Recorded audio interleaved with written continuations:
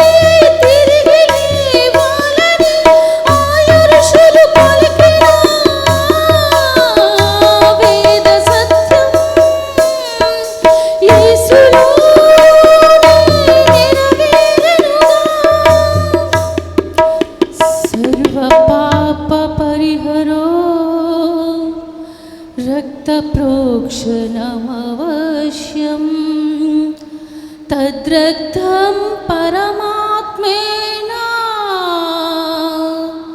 పుణ్యదానం బలియాగం. సమయంలో 6వ మాట సమాప్తమైన మాటను అనుసరించి మనకు వర్తమానం ఉంచడానికి మన మధ్య కె సురేంద్ర బాబు ఉన్నారు. ఈ సమయంలో వారిని ప్రభు ప్రేమలో ఆహ్వానిస్తూ ఉన్నాను. దేవుని నామానికి మహిమ కలుగునుగాక. దేవుడు తన మహాకృప చేత మరొక శుభ శుక్రవారపు ఆరాధనలో నన్ను చేర్చి మనందరినీ చేర్చి ఆయన కృప చొప్పున నడిపిస్తున్నందుకు దేవునికి స్తుతులు స్తోత్రాలు తెలియజేస్తున్నాం.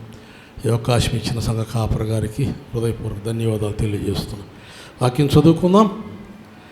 ఈరోజు మనకు 6వ మాటగా ఏర్పాటు చేయబడిన వాక్యం రెఫరెన్స్ వచ్చి యోహాను సువార్త 19వ అధ్యాయము 30వ వచనం చదువుకుందాం. యోహాను సువార్త 19వ అధ్యాయం. యేసు ఆ చిరక పుచ్చుకొని సమాప్తమైనదని చెప్పి తల వంచి ఆత్మ అప్పగించిన చిన్న ప్రార్థన చేసుకుందాం. కృపగల రాజా, ప్రేమగల రక్షక, నీ గణనామానికి స్తోత్రం ప్రభా. తండ్రి ప్రభా, యెహోవా తండ్రి, మీరు నాకు ఇచ్చిన ఈ ఆధిక్యతను బట్టి నీకు స్తోత్రం ప్రభా. అశక్తుడును అయోగ్యుడును ప్రభా, మంటి వంటి వాడను తండ్రి, అయినా కూడా ప్రభా నన్ను ఇక్కడ నిలవబెట్టినందుకు నీకు స్తోత్రం ప్రభా.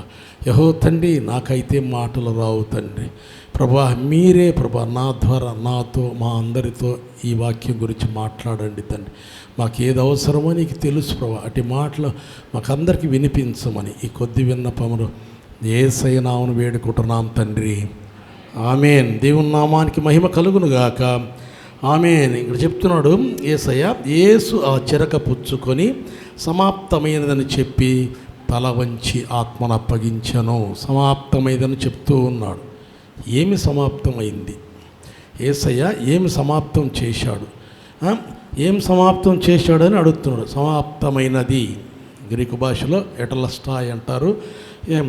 ఈ ప్రభువు ఈ మాట విజయగర్వంతో చెప్పాడు. ఇప్పుడు మన బిడ్డ ఇంటర్మీడియట్లో ఫస్ట్ క్లాస్లో పాస్ అయ్యాడు, మంచి మార్కులతో పాస్ అయ్యాడు.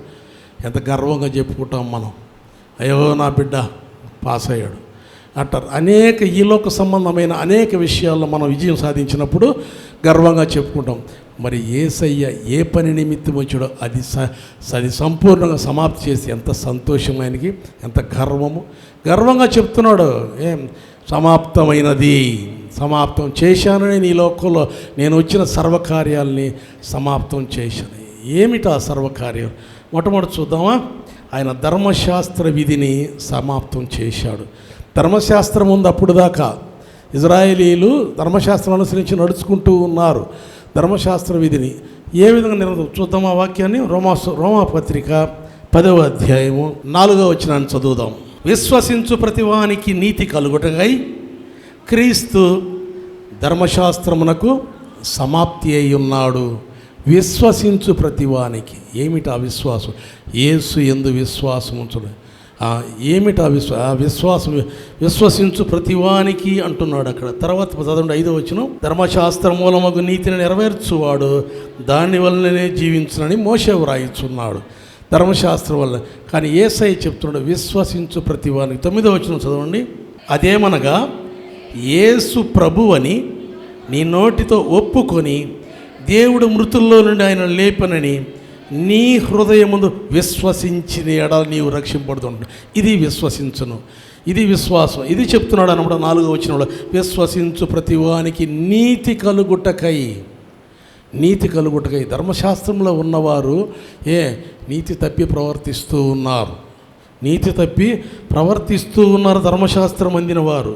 అందుకని దేవుడు ఏం చెప్పాడంటే, వీరు నీతి తప్పి ప్రవర్తిస్తున్నారు, నేను ధర్మశాస్త్రం ఇచ్చాను, వీరు మంచి మార్గంలో నడుస్తారని.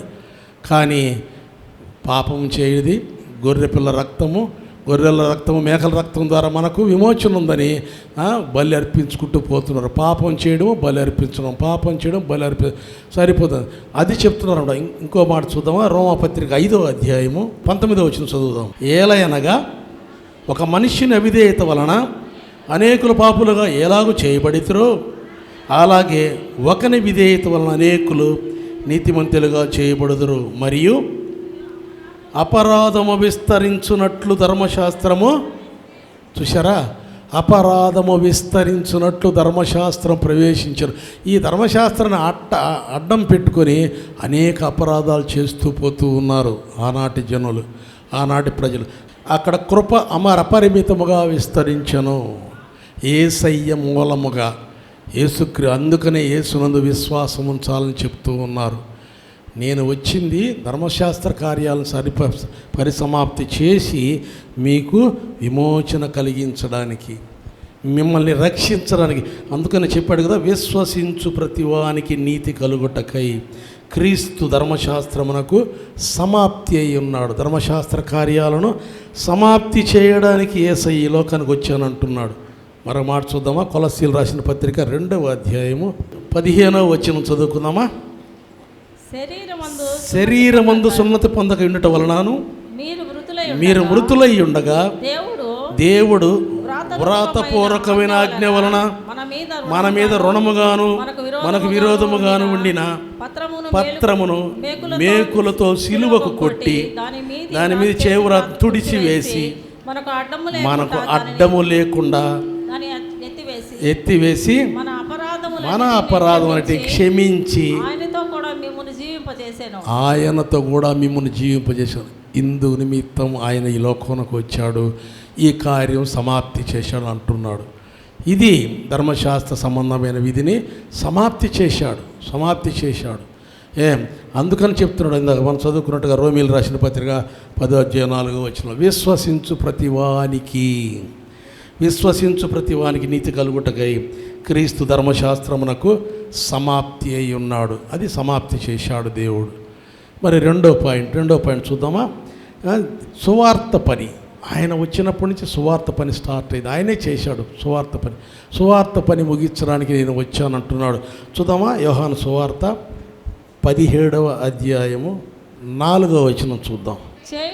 చేయుటకు నీవు నాకు ఇచ్చిన పని నేను సంపూర్ణముగా నెరవేర్చి భూమి మీద నిన్ను చాలు మహిమపరచితిని. ఈ పని చేయడానికి వచ్చాడు యేసయ్య. ఏందా పని? చేయుటకు నీవు నాకు ఇచ్చిన పనిని సంపూర్ణం చేశాను అంటున్నాడు. ఏం పని ఇచ్చాడు దేవుడు ఆయనకి. చూద్దాం మార్కు సువార్త 1వ అధ్యాయము 38వ వచనం చూద్దాం. ఆయన ఇతర సమీప గ్రామంలోను నేను ప్రకటించినట్లు వెళ్ళుదము రండి, ఇందు నిమిత్తమే కదా నేను బయలుదేరి వచ్చితినని వారితో చెప్పాను. అందు నిమిత్తం వచ్చాడు యేసయ్య లోకానికి. సువార్త ప్రకటించని ఎడల నాకు శ్రమ అని అపోస్తలుడైన పౌలు గారు చెప్తూ ఉన్నారు.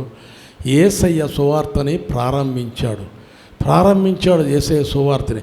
వాళ్ళు వెతుకుతూ ఉన్నారు, అక్కడ వాళ్ళు యేసయ్యని వెతుకుతూ ఉన్నారు. ఆ పై వాక్యం చూస్తే ఆయన పెందన గడనే లేచి ఇంకను చాలా చీకటి ఉండగా బయలుదేరి అరణ్య ప్రదేశంకు వెళ్ళి అక్కడ ప్రార్థన చేయుచుండెను.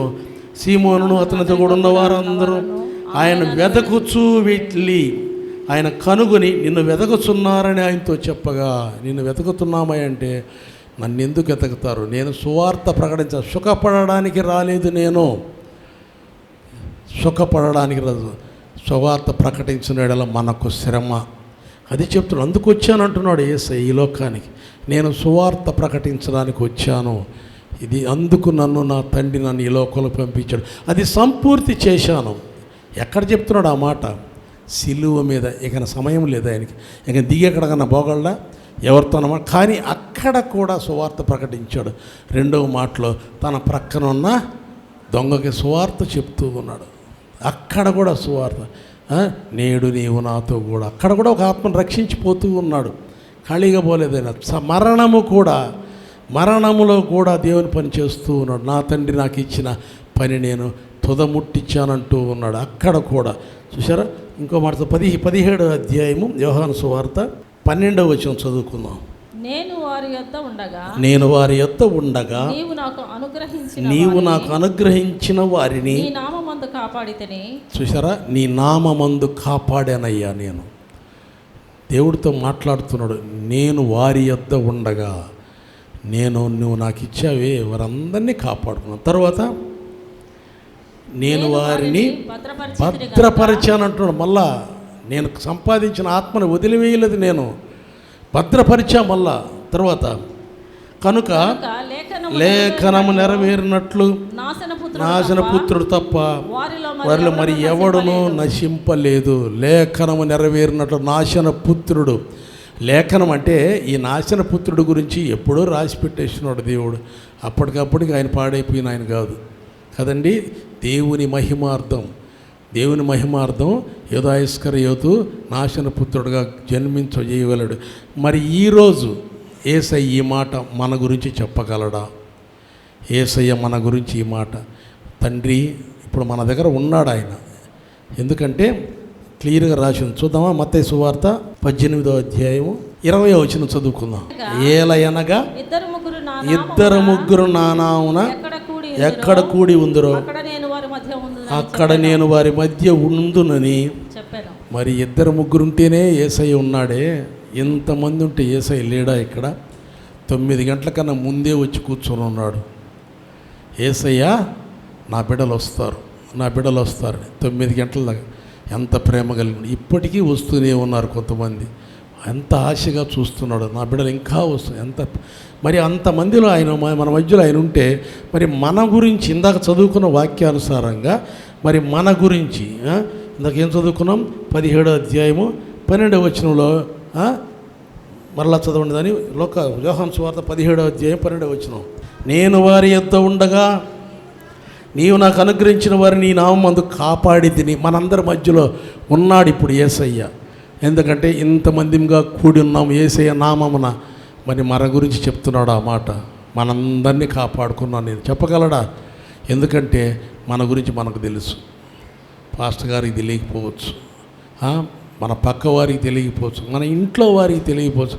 మన గురించి మనకు తెలుసు, యేసయ్యకు తెలుసు. యేసయ్య చెప్తాడా ఈరోజు మన గురించి ఆ మాట? చెప్తాడు ఆ మాట. నేను వారి యొద్ద ఉండగా నీవు నాకు అనుగ్రహించిన వారిని నీ నామమందు కాపాడుకున్నాను, నేను వారిని భద్రం చేశాను. తరువాత నాశనపుత్రుడు తప్ప మరి ఎవడునూ నశింపలేదు. ఆ నాశనపుత్రుడి పేరు కాడ మన పేరుందేమో, మరి జాగ్రత్త పడాలి కదా మనం. మన పేరుందేమో, పొరపాటునైనా అనుకుంటాం ఆ మాట. అబ్బే నా గురించి కాదు, అది అల్లా వాళ్ళ గురించి, మా ఎదురింటి వాళ్ళ గురించి, పక్కింటి వాళ్ళ గురించి, ఇంకోరి గురించి అనుకుంటాం ఎంతసేపు దాన్ని. కానీ అనాశన పుత్రుడు అనే పేరు మనదేమో ఒకవేళ. ఈరోజు హెచ్చరిక చేస్తూ ఉన్నాడు దేవుడు. అందుకనే సిలువ మీద చివరి మాటగా మాట్లాడుతున్నాడు. చివరి మాటల్లో సమాప్తమైనది. నేను ఈ లోక సంబంధమైన కార్యాలని సమాప్తం చేయడానికి వచ్చాను, మీరు సమాప్తి చేసుకోలేరా? 2025 సంవత్సరాల క్రితం పలికిన మాట ఇంకా పలుకుతున్నాను. మీరు ఇంకా సమాప్తి చేసుకోలేరా? ఇంకా కొనసాగిస్తూ ఉన్నారా అట్టి కార్యాలను? ఇంకా కొనసాగిస్తూ ఉన్నారా ఈ లోక సంబంధమైన కార్యాలని? నేను ధర్మశాస్త్రంలో ఉండి మీరు అజ్ఞానులు అయిపోతున్నారని నేను దాన్ని సమాప్తి చేశాను. మరలా ఆయన సేవని సమాప్తి చేశాను, మీకు అప్పగించిపోయాను అంటూ ఉన్నాడు. మరి ఏమి సమాప్తి చేశాం మనం? ఇంకో మాట చూద్దామా? యోహాను సువార్త 10వ అధ్యాయము 17-18 వచనాలు చదువుకుందాం. నేను దాని మరలా తీసుకున్నట్లు నా ప్రాణము పెట్టుచున్నాను. ఇందువలన నేను నా తండ్రి నన్ను ప్రేమించుచున్నాడు. ఎవడును నా ప్రాణం తీసుకొనడు. నా అంతటా నేనే దాన్ని పెట్టుచున్నాను. నాకు దానిని పెట్టుటకు నాకు అధికారం కలదు. దాన్ని తిరిగి తీసుకున్నట్టుకు నాకు అధికారం కలదు. ఎవరి వలన వచ్చింది ఆజ్ఞ? నా తండ్రి వలన ఈ ఆజ్ఞ పొంది తిని. ఈ ఆజ్ఞ తండ్రి వలన పొందాను అంటున్నాడు. గత నెలలో మనము వరుసగా యేసయ్య శిలువ ధ్యానాలకి ముందు యేసయ్య శిలువ ఏ విధంగా అసలు మరణము ఆయన ఏ విధంగా వెతుక్కొని వస్తుందో పాస్టర్ గారు ఒక 4 ఆదివారాలు వరుసగా చెప్పాడు. మరణము ఆయన జన్మించినప్పటి నుంచే మరణం ఆయన కోసం ఎదురు చూస్తూ ఉంది. హేరోదు 2 సంవత్సరాల పిల్లలను చంపేశాడు, అప్పుడు చంపాలని చూశాడు. ఆ విధంగా వరుసగా మరణము పొంచి ఉన్నది యేసయ్య కోసం. వాటన్నిటినీ తప్పించుకొని తండ్రి ఆజ్ఞ చూశారా? నేను తండ్రి వలన ఈ ఆజ్ఞ పొందితే అంటున్నాడు. తండ్రి ఆజ్ఞలను నెరవేరుస్తూ ఉన్నాడు. పుట్టగానే హేరోదు చంపాలనుకున్నాడు, తప్పించుకున్నాడు. తర్వాత శాస్త్రులు పరిసయ్యులు తరుముకుంటూ ఎక్కడికి పోతే అక్కడికి ఆయన బంధించాలని, ఆయన వేధించాలని విసిగిస్తూ ఉన్నారు. తర్వాత ఎక్కడ అసలు ఆయన సపోర్టే లేదు యేసయ్యకి కదండి. నిర్మలం టీచర్ గారు ఇందాక చెప్పారు, యేసయ్య పుట్టిన తర్వాత ఇంకా సహోదరులు ఉన్నారు. మరి వాళ్ళు ఎప్పుడన్నా సపోర్ట్ వచ్చారా యేసయ్యకి? ఎక్కడైనా కనీసం ఒక మాట. వీరు పేర్లు కూడా చెప్పాడు. వాళ్ళందరూ ఆయన తల్లికి పుట్టిన వాళ్ళే. మరి ఎప్పుడైనా వారు ఏదైనా సపోర్ట్ వచ్చారా? ఎక్కడ సపోర్ట్ లేదు ఆయనకి. శిష్యులు అనేక సార్లు సైనిక రంగంలో పరిగెత్తి తప్పించుకొని వెళ్ళిపోతున్నారు. నేను ప్రియ శిష్యునన్న పేతురు కూడా నాకు తెలియదని తప్పించుకుపోతున్నాడు. అన్ని దగ్గరలో ఒక్కడే పోరాడుతూ ఉన్నాడు. ఒక్కడే మీటింగ్ పెడితే తినడానికి మాత్రం 100 మంది వస్తూ ఉన్నారు. ఒకసారి ఉదయం లేచి వెళ్ళిపోయాడు యేసయ్య. ఆ రోజంతా వాళ్ళకి భోజనం లేదు. తిరగతా ఉన్నారు. ఎట్టపోయినాడు యేసయ్య, ఏంది మమ్మల్ని సాయంత్రం కనబడ్డాడు ఒక మీటింగ్లో. అయ్యా ఏందే మమ్మల్ని వదిలేసి వచ్చేవాడు, పొద్దున నుంచి మేమేం తినలేదు అంటే సేవకంతో ఉంటే ఆహారం లభిస్తుందని ఇటువంటి వాళ్ళే వచ్చారు. కానీ యేసయ్య చుట్టూరు చివరిదాకా ఉండింది. అక్కడే పోరాడుకుని ఇప్పుడు కూడా సిలువ మీద ఎవరున్నారు? ఆయనతో కూడా నన్ను కూడా వేయని ఎవరిని వచ్చారా? నన్ను కూడా వేయని. ఒక్కడే పోరాడుతున్నాడు. ఒక్కడే ఏమిని ఆజ్ఞలు నెరవేర్చడానికి ఆయన ఒక్కడే తన్ను తాను అప్పగించుకొని పోతూ ఉన్నాడు. దేనికి? దేవుని ఆజ్ఞలు నెరవేర్చడానికి. దేవుని చిత్తం, నా తండ్రి చిత్తం నెరవేర్చడం నాకు ఆహారం అయి ఉన్నది అంటాడు. అది నా ఆహారం. మీరు వెతికే ఆహారం కాదు, మీరు అనుసరించే ఆహారం కాదు. నా ఆహారం కోసం నేను పరుగులు తీస్తూ ఉంటాను కదండి. 12 సంవత్సరాల వయసు అప్పుడు సమాజ మందిరంలో కూర్చొని పెద్దలతో కూడా మాట్లాడుతూ ఉంటాడు. తల్లిదండ్రులు వచ్చి, మరియమ్మ గారు వచ్చి, నాయనా మమ్మల్ని విడిచిపెట్టి వచ్చావేంది? మేము ఆందోళన పడతాం. నా తండ్రి పని మీద నేను ఉండవలె నా తల్లి అంటున్నాడు.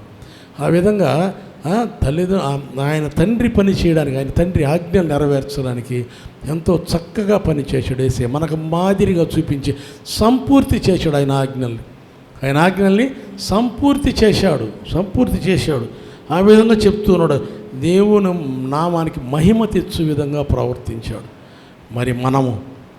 మరి మనం మన జీవితంలో ఇది ఎన్నోవా గుడ్ ఫ్రైడే, ఎన్నో శుభశుక్రపు ఆరాధన మన జీవితంలో. మనం ఎన్ని సంవత్సరాల నుంచి శుభశుక్రపు ఆరాధనలో కూర్చుంటున్నాం. ఈ మందిరంలో కాకపోతే ఇంకొక మందిరంలో రకరకాల ఏంటండి. ఇది 2021లో కట్టబడింది, 2001లో కట్టబడింది. అప్పటి నుంచి ఇక్కడ ఉన్నాం. ఆ ముందు ఇంకొక దగ్గర. ఎన్ని సంవత్సరాల నుంచి గుడ్ ఫ్రైడే ఆ శిలువ ధ్యానాన్ని మన ప్రియులు మరణించినప్పుడు మనం అంగలార్చి ఏడుస్తాం, గుండెలు బాదుకొని ఏడుస్తాం. అనేక మంది మన ప్రియులు గుండెలు బాదుకొని ఏడుస్తాం. మరి అసలు సర్వలోకాన్ని సృష్టించిన దేవుడు, మనకి జన్మనిచ్చిన దేవుడు, మన ఉన్నతికి అనుదినము తోడ్పడుతున్న దేవుడు, మన బిడ్డల్ని క్షేమంగా చూస్తున్న దేవుడు ఈరోజు మరణించారు. ఒక్కరి కళ్ళలోంచి కన్నీటి బొట్టు వచ్చిందా? అది జ్ఞాపకం చేసుకొని, యేసయ్య మరణాన్ని జ్ఞాపకం చేసుకుని ఒకరి కళ్ళన కన్నీరు విడిచారా? యేసయ్య కన్నీరు వీస్తూ ఉన్నాడు. లాజరు చనిపోయినప్పుడు యేసయ్య కన్నీరు, మనుషుల కోసం యేసయ్య కన్నీరు విడుస్తున్నాడు. మరి ఆ దేవదేవుని కోసం మనం ఏ విధంగా జీవిస్తున్నాం? ఆ దేవదేవుని కోసం. ఇప్పటిదాకా మన ప్రియులు మొదటి వాక్యం నుంచి అన్ని వాక్యాలు చెప్తూ వచ్చారు కదండి. సమాప్తి చేశాడు దేవుడు, అన్నిటినీ సమాప్తి చేశాడు. మొట్టమొదటి మాట ఏదండి? తండ్రి, వీరేమి చేస్తున్నారు, వీరు ఎరుగురు కనుక వీరిని క్షమించము.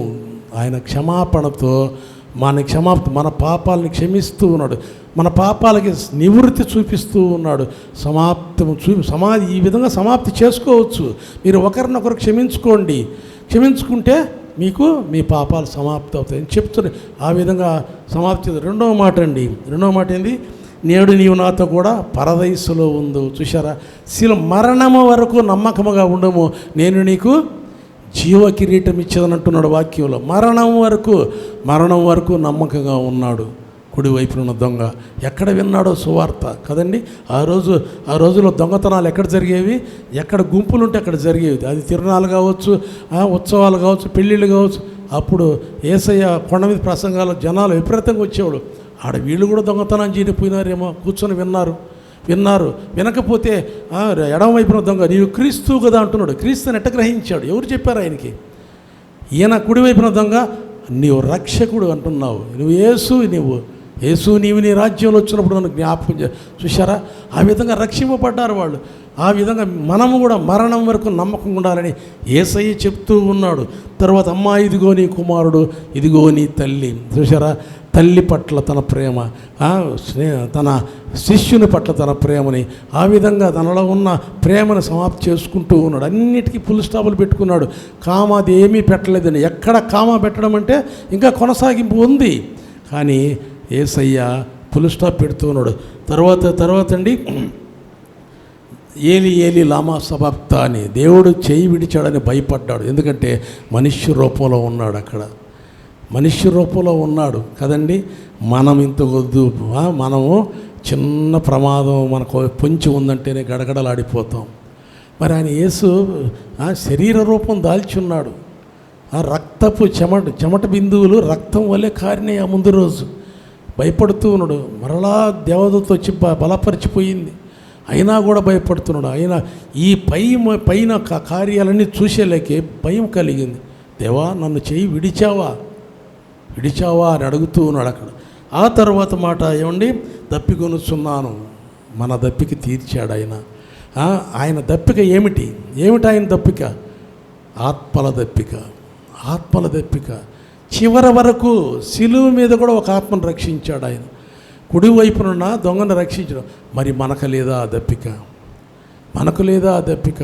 మనం ఎంతమంది ఒక్కసారి మనం పెన్ను పేపర్ ఎత్తుకొని రాసుకుంటామా? నేను ఒకరికి సువార్త చెప్పాను, వాళ్ళు మారారు, దేవుని సన్నిధికి వచ్చారు. ఎంత పేర్లు రాస్తాం మనం? ఎన్ని పేర్లు రాయగలం మనం? ఏమండి, ఎన్ని పేర్లు రాయగలం? ఆ దప్పిక కావాలి మనకని ఆ మాటలో చెప్తున్నాడు. ఇప్పుడు ఏమంటున్నాడంటే సమాప్తమైనది అంటూ ఉన్నాడు. సమాప్తం చేశాడు తన సర్వకార్యాలని దేవుడు. సర్వకార్యం సమాప్తి చేసి దేవుడు తన జయధ్వనాలతో ప్రవేశిస్తూ ఉన్నాడు పరదేశంలో. జయధ్వనాలతో కదండి, విజయవంతంగా చెప్తున్నాడు సమాప్తమైనది అని. అక్కడ చూడండి, సమాప్తమైనదని చెప్పి తల వంచి, చూసారా, తన విధేయత ద్వారా మనకు నేర్పిస్తున్నాడు. తల వంచి ఆత్మను అప్పగిస్తూ ఉన్నాడు తండ్రి. మన పాస్టర్ గారు చెప్తారు మిగతా. థ్యాంక్ యూ వెరీ మచ్ అండి. Thank you. ఈ సమయాన్ని ఇచ్చిన పాస్టర్ గారికి నాకు తెలియజేస్తుంది. దేవుడు చక్కటి మాట బాబు ద్వారా తెలియజేశాడు. దేవుడు ఆ బిడ్డని వారి కుటుంబాన్ని దీవించును గాక.